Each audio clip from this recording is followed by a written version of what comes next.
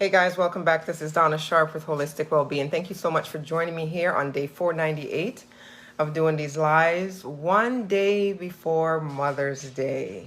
One day before Mother's Day. So I will bid you guys all our wonderful moms, a lovely, lovely Mother's Day. I know that your family have a lot prepared for you. And hi, Rhonda, how are you? I know that your children have a lot prepared for you, Mom, so just be ready for it, embrace it, and just bask in the moment and try not to think about or do anything else unassociated with your special day, all right? Because you know how hard the moms work, so soak up every little bit of it. But what I love about the live that I'm speaking on tonight is that, you know, God has a certain way of segueing us into things in life. We often don't understand at times why certain things happen the way that they do. But as I prepared for my live tonight, I looked down and saw the content and I said to myself, oh my gosh, that's so timely, so timely. So you guys are in for a treat tonight. It may be just a little bit longer than normal. Be patient. If you tune off, you're going to miss it. There's going to be a lot of great nuggets because it basically ties in the book that I've been speaking from in relationships to Mother's Day tomorrow and why it is important. So the title of today's topic is Parents' Part. What is a parent's part, right? It's also excellent because 2 days for me was very precious and very valuable. Yesterday I spent a lovely day in the sunflower field with my daughter, just walking through a sunflower maze. And we had a chance to cut the sunflowers afterwards and take home what we wanted to take home, and we were able to bless other people with it. But the whole facts about the sunflower and its purpose and why it's there, that it just really loves sun. They grow about 10 feet tall.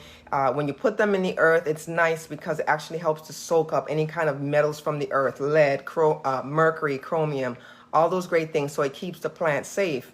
But, you know, it has some benefits too when it comes to edible part of it, and it has some downfalls. So there's always a lesson in everything that we do. But I had a lovely time spending time with my daughter yesterday, Ariel. We just pranced. We used the word today. I thought you guys would find this funny. We just frolicked through the fields.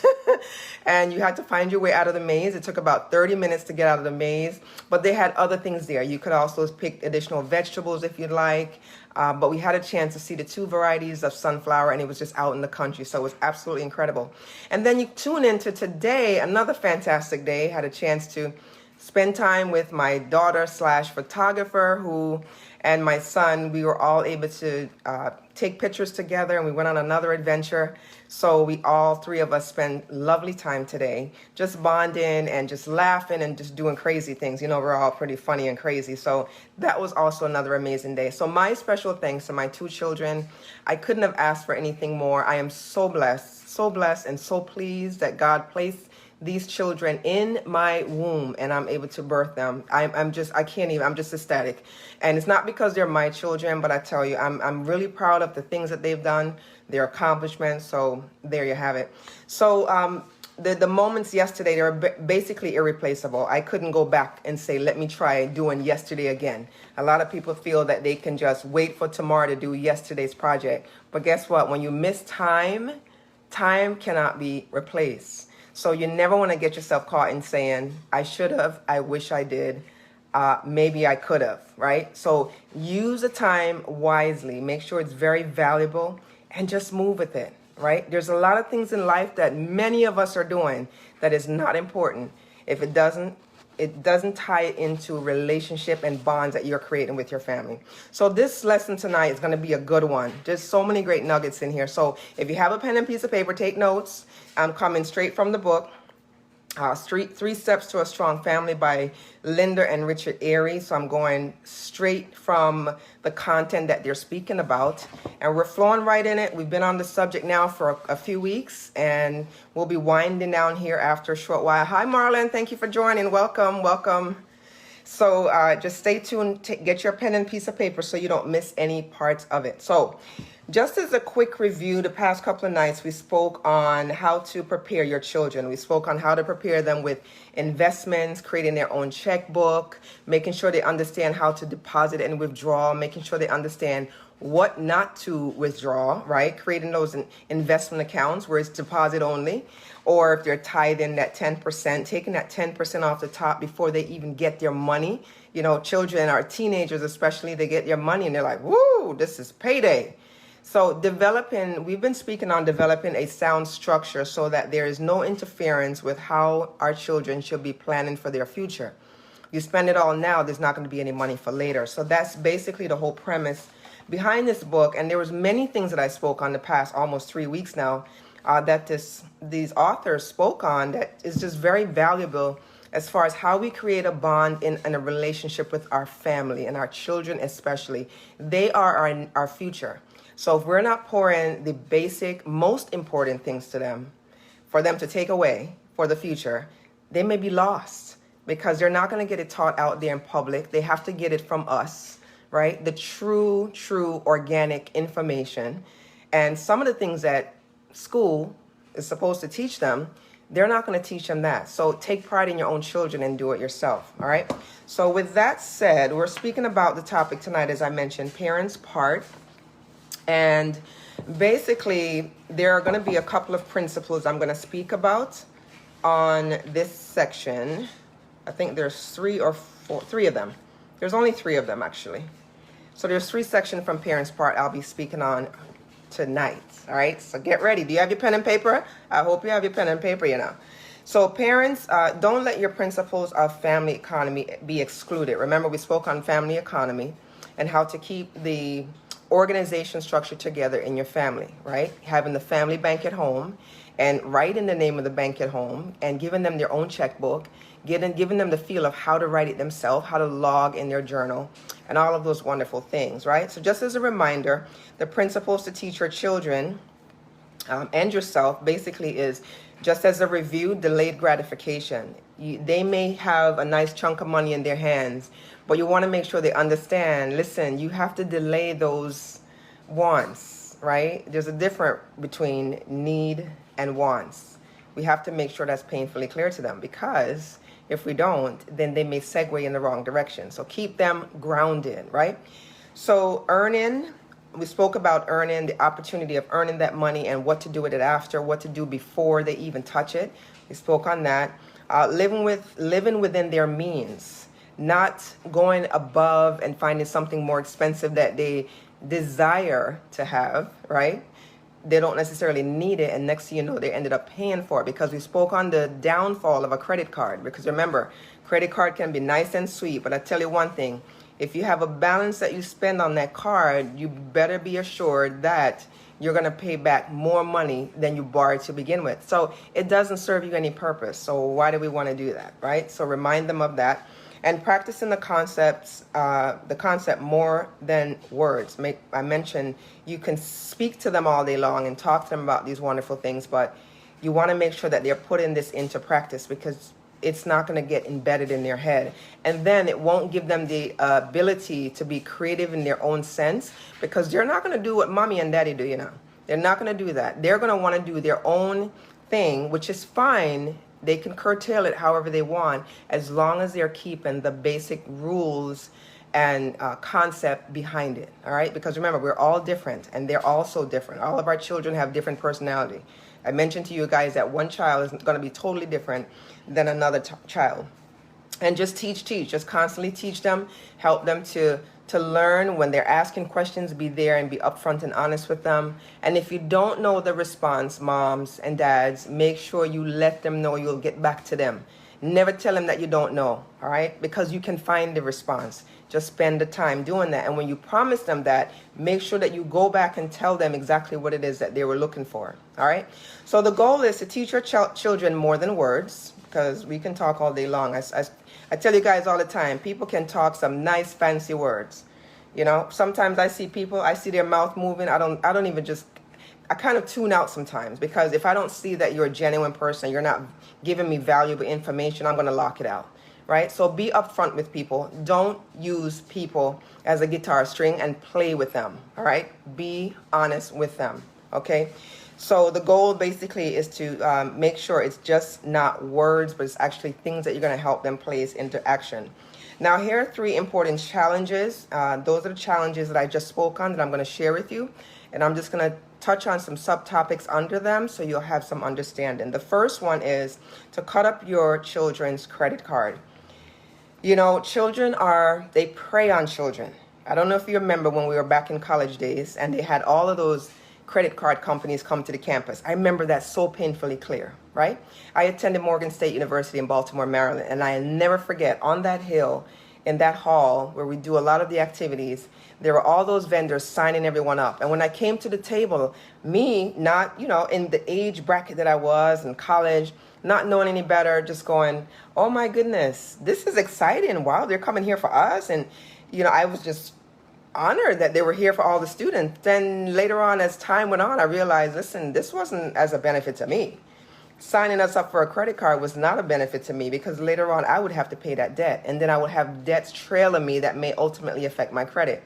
So have your children cut up their credit card. It does more damage than good to the family economic system.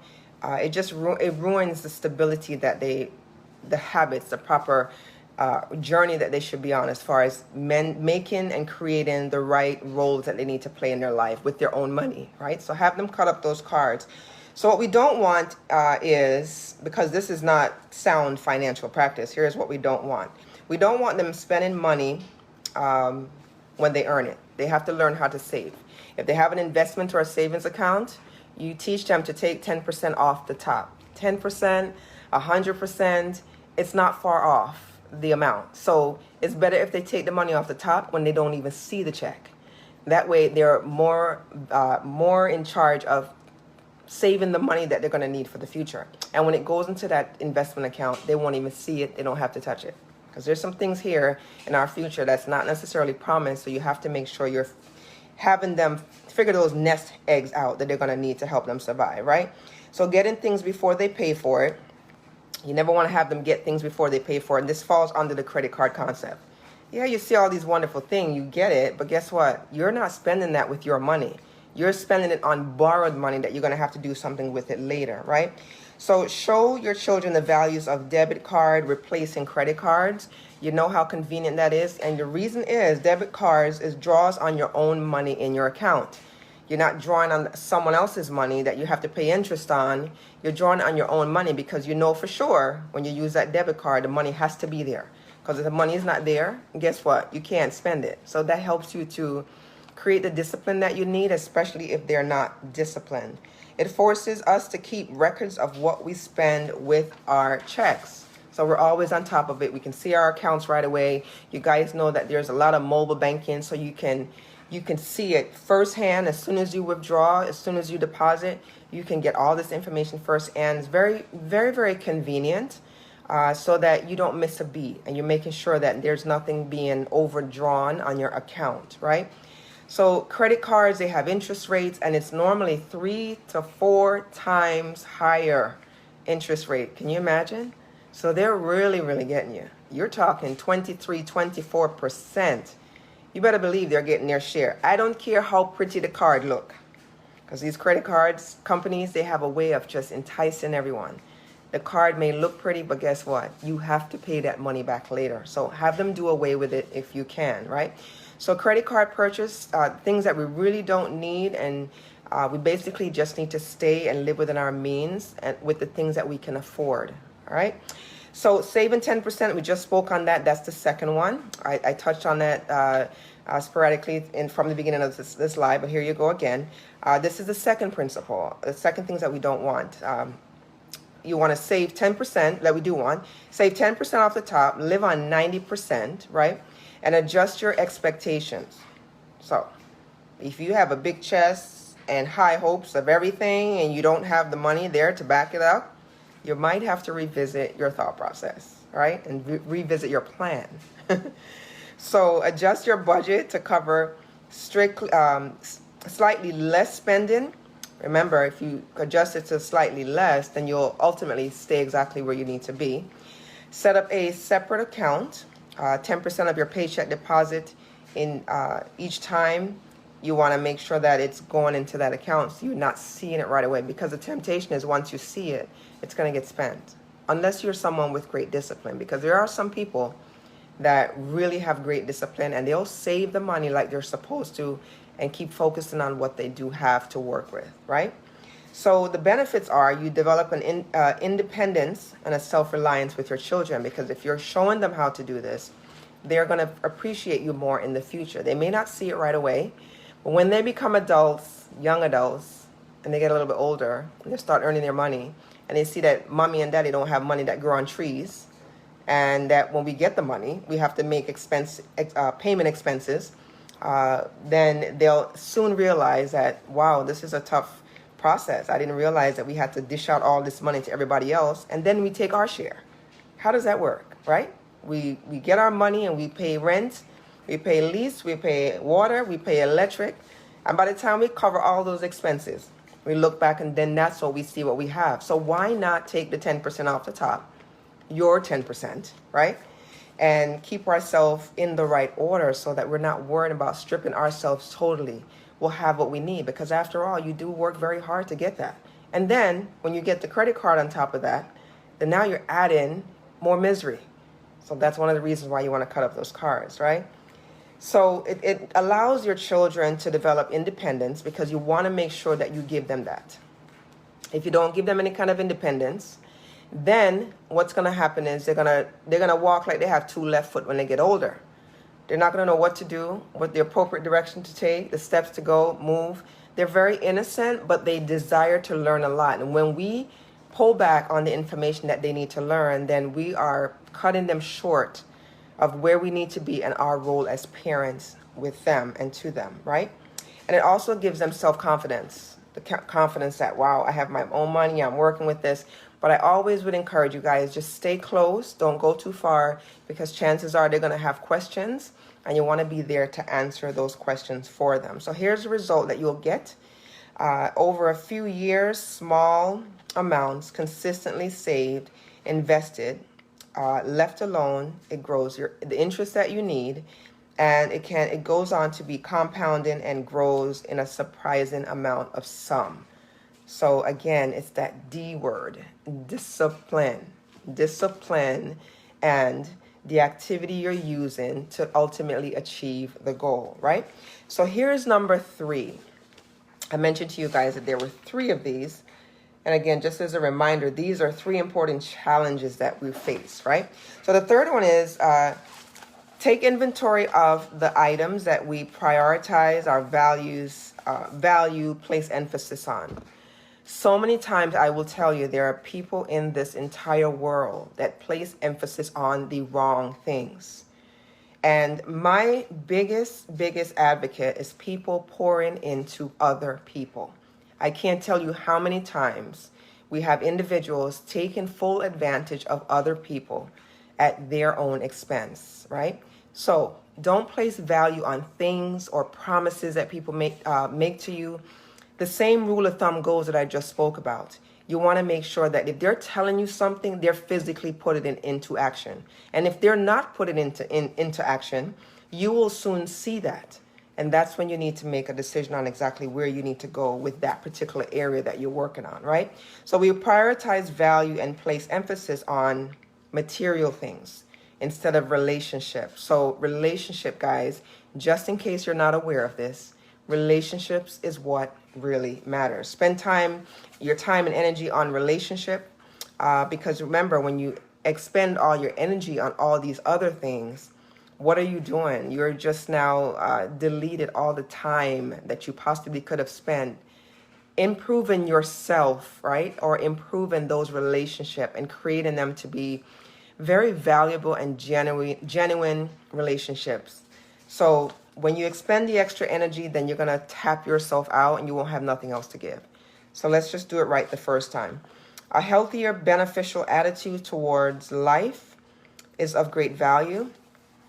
And remember, what do they say? Attitude gives you altitude. So your perception and the way that you view life and the way that you view the surroundings that you're in and the people that are constantly pouring into you and supporting you, pay attention to those things. You know, God has a purpose for us. And sometimes the journey that we're on and the road that we're traveling may not be the right road, right? But we have to have discernment to be able to have that keen ear to just listen in, to say, you know what? I don't want you to go left, Rhonda. I want you to go right, Marlon. Go right now. And it's not going to be a loud roaring noise. You know, God has a way of just nudging you with a little pinky. And when you get that little sense, that notion, that intuition, that gut that says, "Ooh, I'm feeling like I need to do this," follow it, because chances are it's correct. All right. When you go against that, that's when you're going to go, man. And you'll say this to yourself. It's a common thought process. I should have listened to myself. I was saying that and I didn't do it anyway. Right. So material possessions, they come and go, and they also go to waste. So why even expend any time on those material possessions when it's not going to do you any good? Right? What is that going to do? What is a pair of sneakers going to do for you? What is a fancy handbag going to do to you? That's not going to help you to develop that bond that you need with people, right? We're here for people. When we leave this earth, our bodies are going to stay here. Guess what? With all the things. Our soul is going to go one of two places. So you have to choose that, right? So spend time in people. Invest yourself. Invest your energy in people. There are plenty of people that need you, right? Like the older neighbor next door that can't serve themselves. Find someone to pour into. It's not about you. It's not about you. You have to be selfless and give more to people, right? So we don't own anything permanently except our character and our relationship. My mom always said, you know, nothing is promised to us but a good salvation. So I don't care what you see around you. When you pass away, you can't take none of it and bring it into the grave with you. I promise you, none of it can fit in a casket. So think twice about that, you know, and you just think hard on that, because then you'll come up with some other ways of maneuvering the way you do things. And there's no time like the present that we have had. We had so much time on our hand, and I pray that you guys placed it into good use, because this is the time that you should be rerouting your map and deciding on which direction you're trying to take your life. I'm sure all of us have made decisions that we should not have made. But when you have extra time on your hand, that's the time to sit down, pen and paper, set your goals, revisit the goals that you have. If you have goals, I do pray that you do, revisit them and decide on which direction you should move next, right? So we were merely stewards, having responsibility or the use of or pleasure of or the stewardship of things for a limited time. Nothing lasts, again, but a good salvation, right? So we should be stewards of that, all right? This helps to care for our things without valuing or coveting them. You know, you have some people that just cherish things to the point that it's, what's the word? It's at the tip of my tongue. They cherish to the point of, it will come to me. Oh my goodness. Woo, that just flew the coop. They'll cherish it to the point of you can't come near them. It's serious. And a good example of that is there was a gentleman I once ran on his grass. And when I tell you, we got a text message within moments about me running on his grass, I was taken back, right? I was totally taken back. So my response to that was, I am so sorry. If there's anything I can do to repair that part of your grass, by all means, let me know. This was not a feel good for him, right? But the point I'm trying to make is that he is, man, that word is just at the tip of my tongue, and you guys probably know what I'm talking about, but he is overly, excessively hugging the grass. But what is the grass going to do for the quality of a relationship? That's just something I feel that he needs to revisit, but I wanted to share that story with you, right? So this helps us to care for our things without valuing or coveting them. When you covet them, you're just constantly like, don't touch my shoes, don't touch my this. But then when someone's feeling is hurt, it doesn't mean anything to you. I don't understand. Help me to understand. To the degree that we want more than we need, or that we are sacrificing relationship for the things or quality for quantity. You ever notice that sometimes when people win the lottery, they win millions of dollars, right? Millions and millions of dollars. Hi, Damon. Thanks for joining. And then what happened in a short while, all the money that they won, it's gone within a few months, if a few months, right? Because they're so busy now, their greed takes over, and they want to buy every single thing under the sun. But my thing is, how much of that money did they actually take and invest into someone else's life, right? Because you get a double portion when you're there for someone else and you're not there for yourself, right? But greed sometimes will take people and have people do things that you can't even simply imagine, right? A perfect example of that is at funerals. You ever notice families at funerals? Everyone is so greedy about the person that's passed away, about what they're going to get from them, that they can't even focus on the relationship around them. They can't even focus on the people that came to the funeral because they're so obsessed. That's the word I was looking for. Woo, 3 minutes later. They're so obsessed with the material things of life that they're trying to covet something someone else have, wondering what they left for them, versus staying grounded and finding out what they can do for the family that's remaining to help them. So again, revisiting those thoughts, right? So speak about stewardship with your children. Make sure they understand clearly what stewardship is all about. Show them how to care for the earth and the part that they have in it. We all play a part in what we do here and the things, not just in our household, but how we are out in public. Just something very simple as, when you're out in public, you're not dropping litter on the ground. You're not doing this because someone else there has to clean up that behind you. So just caring for the earth in general and people, right? So be joyful for the stewardship, but not envious of the stewardship, because remember, there's times that you have people that are very envious of what their neighbors have.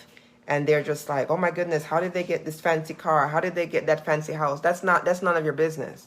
Everyone has a role that they play in their own lives as far as either developing an education, self-teaching themselves items, whatever it is. You all have just enough parts as any famous person that you see out there. And as a matter of fact, some of the famous people out there don't necessarily have as much knowledge as you do, right? So don't envy them for that, because you don't know what they had to go through to achieve that. And then, so be joyful for the stewardship, but not envious of the stewardship of others, to realize that how many things you have isn't as important as what we do with them, right? It doesn't matter. You can have 15 pair of shoes. Maybe 10 of them are sitting in your closet. So the question is, what are you doing with all the shoes? If they all have value, then you want to make sure you appreciate that. Only 2 of them have value, and you're leaving 10 out on the table that you've done nothing with. You may have to revisit that whole structure that you've planned, right? So stewardship over things are not nearly important, right? As stewardship over talents, relationships, or their potential. Stewardship is a lesson of parenthood.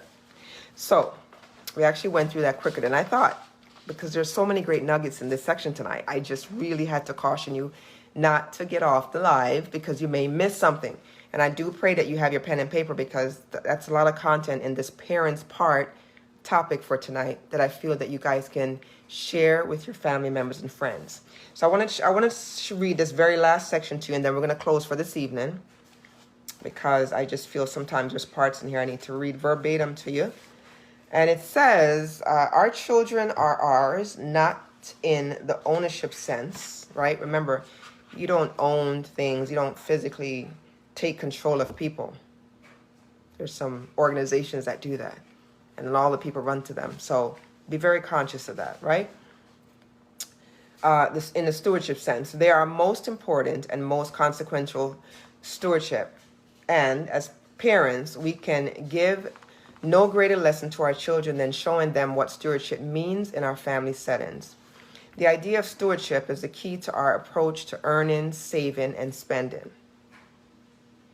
All right, I'm going to read that again. The idea of stewardship is the key to our approach to earning, saving, and spending. There's 3 steps there. Some of them are more important than others. How disciplined you are will determine what your account looks like. All right.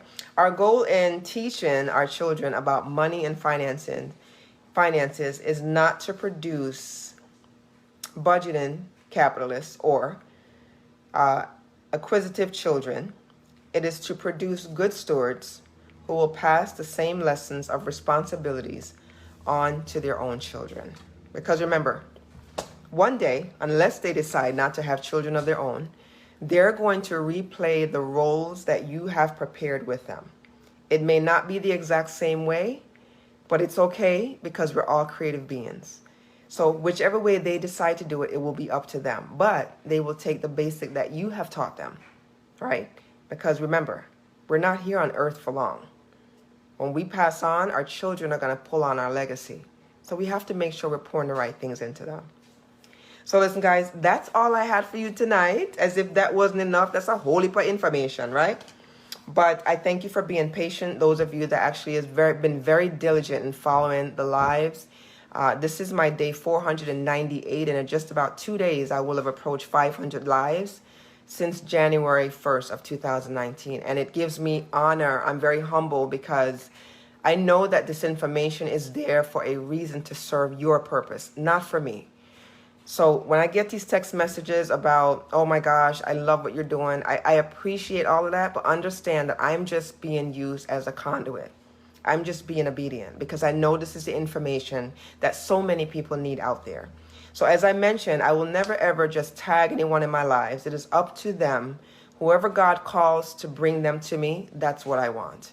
It's not about 10,000 people to me. It's about the quality. So if it's 10, I'm going to continue to pour into those 10. All right. So I will be back again tomorrow. It's Mother's Day. And I'm going to share just a little tidbit with you, a little fun tidbit. We may not speak from this book tomorrow. We'll skip tomorrow, but I will be on tomorrow. But besides that, I want you to take this live and share it with people in your family, especially if they have children. You have children of your own. You have nieces and nephews. You have children who are desiring and starving for good information. Share it with them. Send it to their parents. Send it to them so they can send it to whoever else, right? And besides that, if you love what you saw, please hit the love button. And you can always find me on holisticwellbeing.com. That is my website. So you can learn about why I'm so passionate about what I do. All right. So let me see if I can not get my fingers in the way here. So Marlon, it's such a pleasure to see you. Thank you so much for your patience with me tonight. And Miss Rhonda and Mr. Damon, and if anyone else has joined later on in this live, please hit the replay button. But when you hit the replay button, don't type replay until you've watched the entire live. All right. So guys, I'll be back again tomorrow. I love you guys. I pray that you had a blessed day and you are staying safe with your family. But most of all, you are loving on your family. Put aside your own personal differences and be there for them. Because again, nothing is promised but a good salvation. All right. So I'll see you guys back again here tomorrow. Have a fantastic evening. Ciao.